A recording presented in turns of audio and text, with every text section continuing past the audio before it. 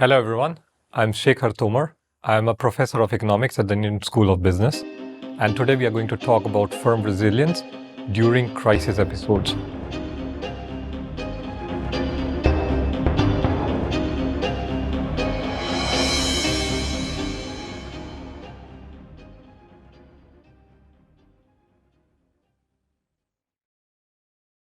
What do I mean by crisis? I mainly mean recessions.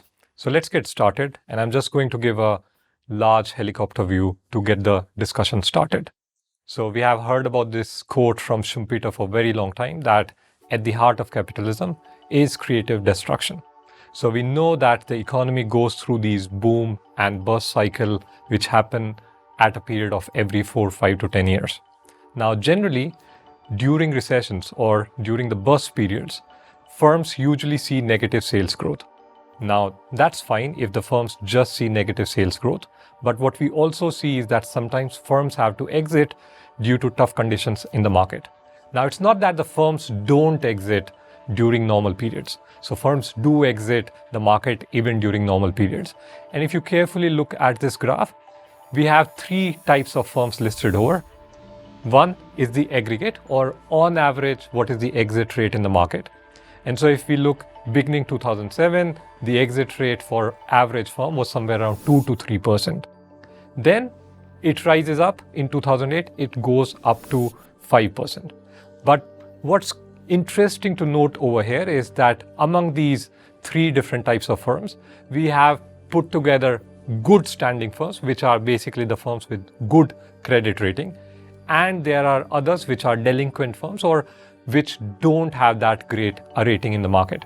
And we see that these exit rates, they go up very sharply for the delinquent firms, which are represented here by this red line.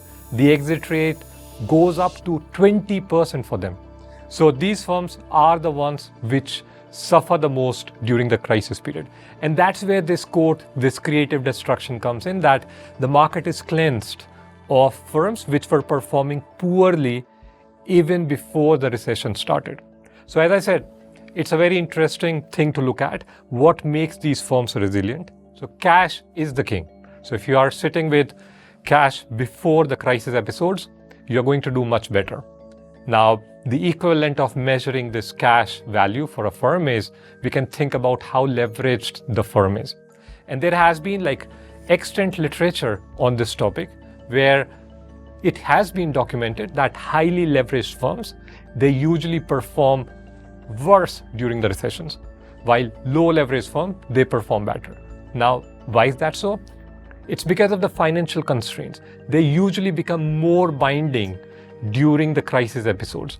So, just to think of it intuitively, you are highly leveraged, so maybe your cash flow is impacted more. You probably need new debt more than low leveraged firms, but you can't get that because no one is willing to provide you this debt in the market. So you're unable to raise debt. Even if you raise debt, you have to pay high interest payments. And so it's a double whammy for a highly leveraged firm going into the crisis or recessionary episodes. Now, this is also important to think from a long run perspective, that the recession maybe would get over in a year or two. But these financial constraints are going to force firms to fire more employees. And so they cannot retain their employees, which is going to have an impact on their sales growth in the future. So it's not just about survival, but even the sales growth after the recessionary episodes, it's much worse for highly leveraged firms. I'm just giving an example over here from this paper by Giroux and Muller. So it's very well documented for the Great Recession, which is the 2008-2009 episode, how firms which were highly leveraged, they saw a decline in employment. Now, debt is not the only factor. Let's look at the next important factor. And the next factor we are going to look at is firm organization. Now, in this case, a firm can be more decentralized or centralized in terms of decision making.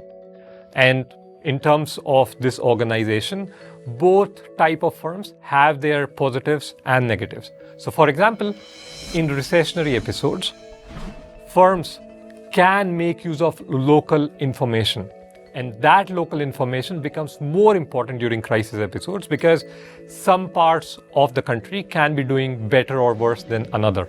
And so having this local information can be utilized better in a decentralized form. So it makes decentralized firms more agile and better off during recessionary episodes.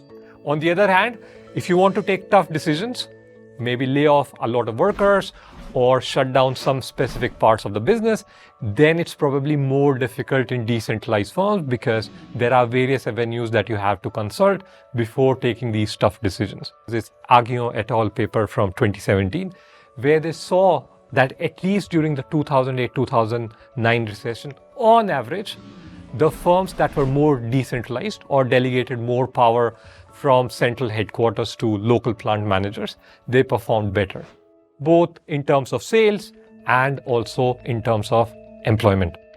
Now let's go to the next part, which is looking at, is layoffs the answer or not? Now, it's one of the most difficult decisions that firm managers have to take, whether they want to lay off some employees during crisis episodes.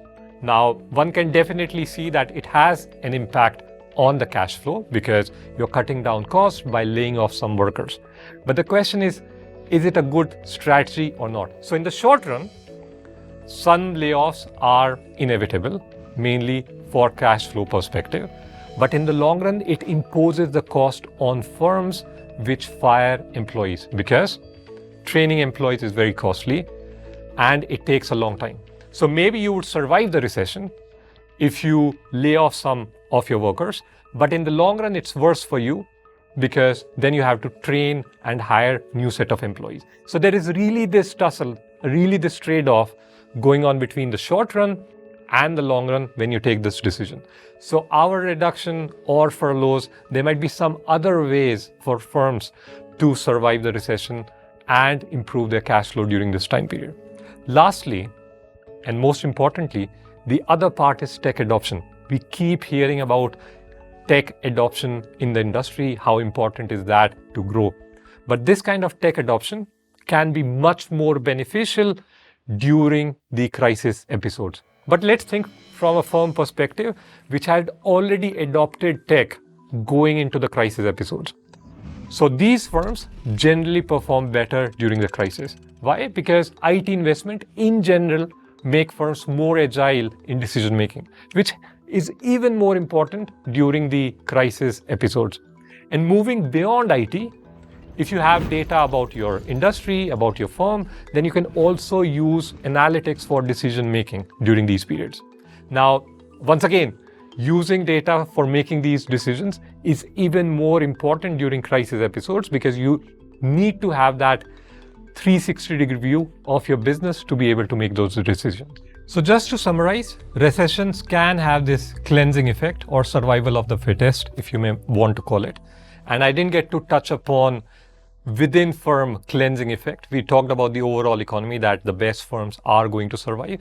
But I think this is also an important point to think of, that there is some cleansing happening during the recession, even within the firm. And what I mean by that, the firms generally tend to stick to their core business and shut down non-performing businesses within their own firm. Now, in terms of main characteristics, debt management, organization structure, labor optimization, tech upgradation, all of these are super important. And at least for tech upgradation, we know that during recessions, a lot of firms do adopt, or the pace of tech adoption goes faster. But we also know that firms which were already prepared before the crisis episodes, they perform much better. So probably the key takeaway from here is that, yes, tough decision making can help you survive during these crisis episodes.